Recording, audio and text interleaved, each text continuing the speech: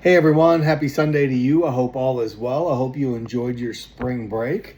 Whatever you did, whether you went on a vacation, whether you just did a reset at home, or whether you just used it to catch up on work, whatever you did, I hope it was of value to you. But now we get back into it, and we're on the second half of this semester. At the end of this week will be the halfway point, week 7. And this thing's cruising quick. So for those of you that are behind on assignments, I really need you to get with me if you want to be successful in this course, because it's real easy to get behind and not be able to catch up. So that said, this week we're on to Smart Recovery. I love Smart Recovery. Right? I love all of these groups, to be honest with you. As I've stated before, I want you to remember this phrase: all of these groups are good. They're just not always a good fit for each individual, right? And I know many of you come from a 12-step background, and many that do sometimes struggle with Smart Recovery because it is the antithesis of 12-step work, right? As you recall, 12-step work is, they believe in the medical model, the disease concept that says you have this disease that when you ingest substances, it hijacks your brain's reward center, classifying it as a brain disease. You come in, you admit this powerlessness and unmanageability, you find this higher power, you work this philosophy of these 12 steps, which is phenomenal. In and of itself, the 12-step model is great. The ideal: be a good human, live in the moment, live in gratitude, practice acceptance on the things you can't change and control the things you can. It's a pretty solid philosophy right there. But then it says, work with others, right? That's their philosophy in a nutshell. Come to these meetings for support. The connection's important. Smart Recovery says we don't think it's a disease. We think it's a thinking error. And using cognitive behavioral therapy, so as a therapist, I already like it, right? Because that's at my core what I do is CBT work. That you can change your thinking and make different decisions. I think both have merit. And this usually instantly gets 12-steppers all up in arms right away. Like, oh my goodness, you can't go against that. Well, think about this. I think they both have merit. If I come to a T in the road and to the right is drinking and to the left is not, or drug use or whatever, is that a disease that makes me turn, or is that a choice? I think it's a choice. Now, one could easily argue, well, if I have this disease that's hijacked my brain's reward center, isn't it guiding my choices? Yeah, that's fair. That's fair. But I would counter that with, isn't recovery, quote, recovery, just a series of choices anyway? Like, at the end of the day, I have to choose to believe. I have to choose to go to these groups. I have to choose to engage in treatment. I have to choose these things 1,000 times a day. I have to choose to be grateful. I have to choose to live this lifestyle continuously when things are good or when they're not good. It's just like anything in life, it's a series of choices.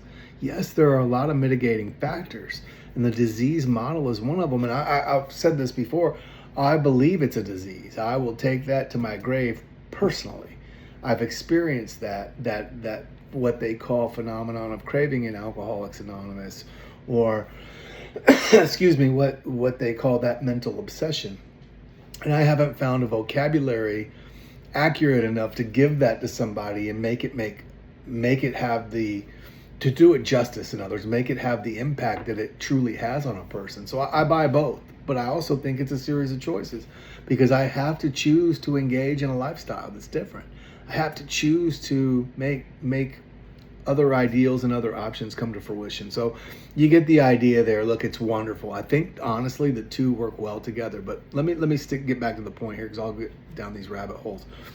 Smart Recovery believes in that their basis is REBT, Rational Emotive Behavioral Therapy. That is what they use, which is a form of cognitive behavioral therapy. Cognitive behavioral therapy says if I change my thinking, my perception on something, it changes my behavior, changing the way I feel. Yeah, there's a lot of tools, a lot of trips. Smart Recovery, by their name, is an acronym that stands for self-management and recovery training. They believe you can do this work on your own. You don't have to be in this group every day. You don't have to have a higher power. Now, they're very clear that if you have this, use it. They're not against it. They just don't believe you need it to do this work to change your thinking. And I believe that with the CBT exercises, this is something you do on your own. So I think both are valuable. I think the connection piece is second to none in a 12-step program, and such great value. But I also think it can be detrimental to a degree as well for some people. I know it can.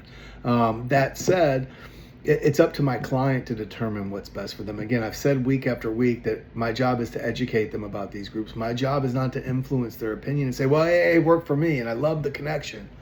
That's not my role as an LCDC. My role is to say, here's some potential benefit of a connection. What do you think you would benefit from?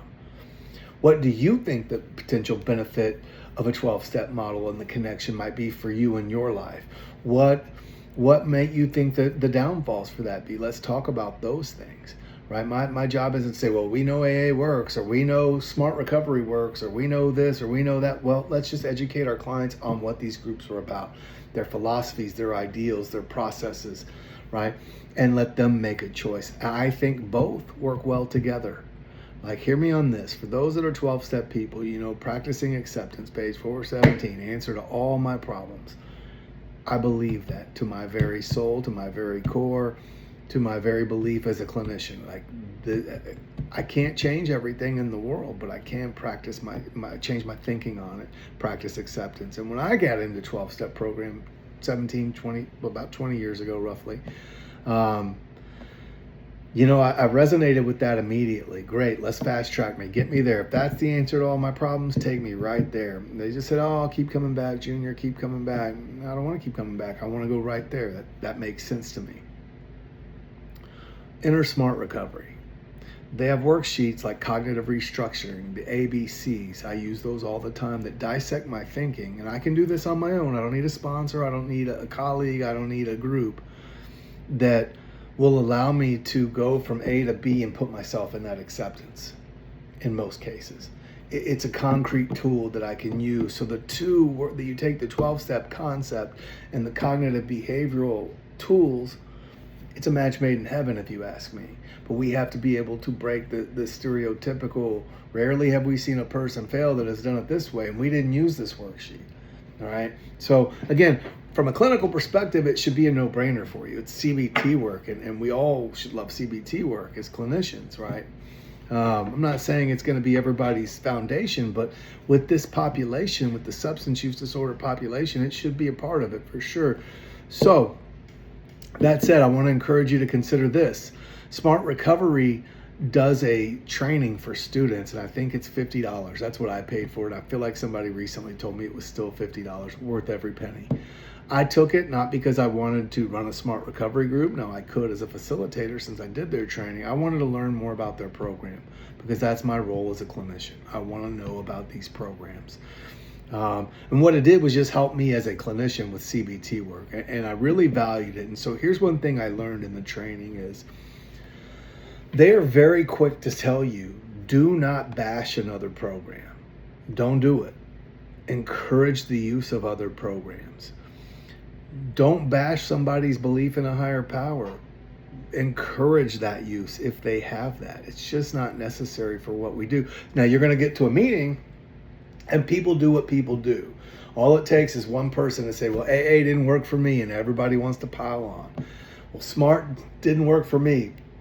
Everybody wants to pile on. Everybody's entitled to their opinion. That's fine, right? But at the end of the day, the two can work well together, and don't get caught up in that, because just trust their training says don't ever do that. Now, their meeting leaders are not just randos picked by whoever, which there's nothing wrong with that. I think that's of great value as well. They are trained people. Like, you have to go through their training to lead a meeting.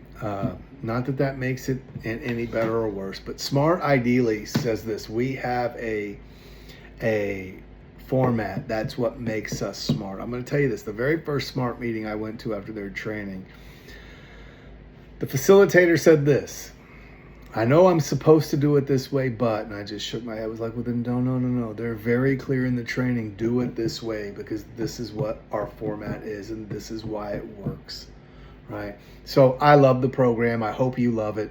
But at the end of the day, it's not about us. It's about our clients, and they have to love it, right? Again, one program doesn't have to be bad for the other to be good. SMART doesn't have to be bad for AA to be good, and AA doesn't have to be bad for SMART to be good. They're both good, right? They are both good programs. Very helpful. Especially they're a great alternative for those who are anti-higher power, anti-Christian, any of those type of religious undertones or spiritual undertones. This is a great alternative. I like it with, right? Again, I think the two work well together. I think for me, having the foundation of a 12-step model and the connection that provides is worth its. I mean, it's worth its weight in gold, but it's there's no measuring that. Like it's immeasurable how valuable that is, in my opinion. Couple that with some concrete tools, it's a great combination but again, that's my opinion. That's not necessarily for my clients. So I want to be able to educate them and let them know, so what's available, their ideologies, you get the idea. We've gone down all that. So this week, your paper's due. Remember, follow the instructions, guys, to the letter. Meaning, I don't want you to write about a history of the program. If you give me 2 paragraphs on the history, you're going to lose points. There's just it's not necessary. If you want to put a sentence in there, Smart Recovery was founded and whatever by whoever, great, do that. There's your reference, right? But I don't want to know about if you're a member of Smart Recovery, your past experiences. I don't want you to compare the 2 programs. If you do that, you spend a lot of time there. Like if you want to put a sentence in there, where AA believes in a higher power, SMART doesn't, like that's fine. But if you put more than that, you're just filling space, and that's not the idea here. The idea is to write about your experience. You're going to be asking your clients to have new experiences, right? This is what this is about. Write about the experience. How'd you feel finding the meeting? What were your thoughts pre-meeting? Like, meaning, did you have any preconceived notions or judgments? Did that change with your experience? And again, this is just an introduction. Like everything else, whether it's 12-step philosophy or 12-step groups or Smart Recovery, Refuge, any of these, you're going to one meeting.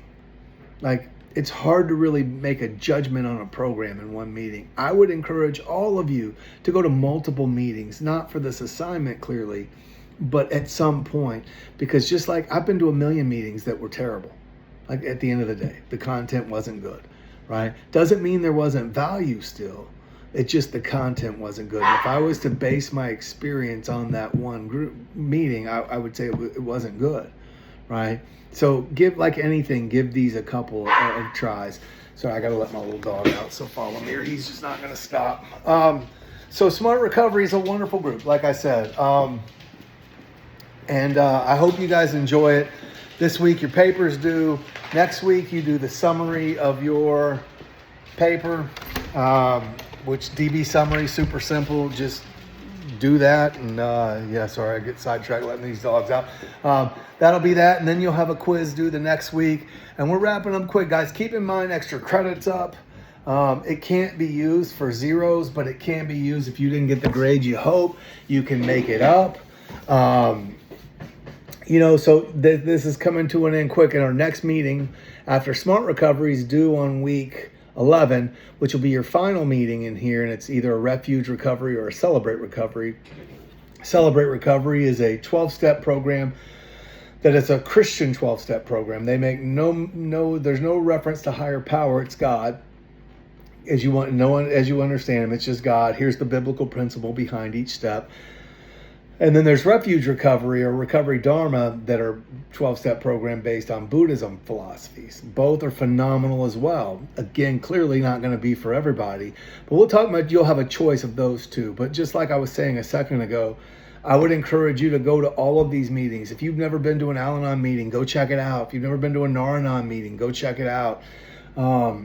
I think it's our responsibility to be the best LCDCs we can be and help the most people is by being educated on these groups. We don't have to like them. We just have to be educated about them and be unbiased with them, right? That's the most important thing. So guys, as always, please don't hesitate to hit me up if you just want, if there's any questions.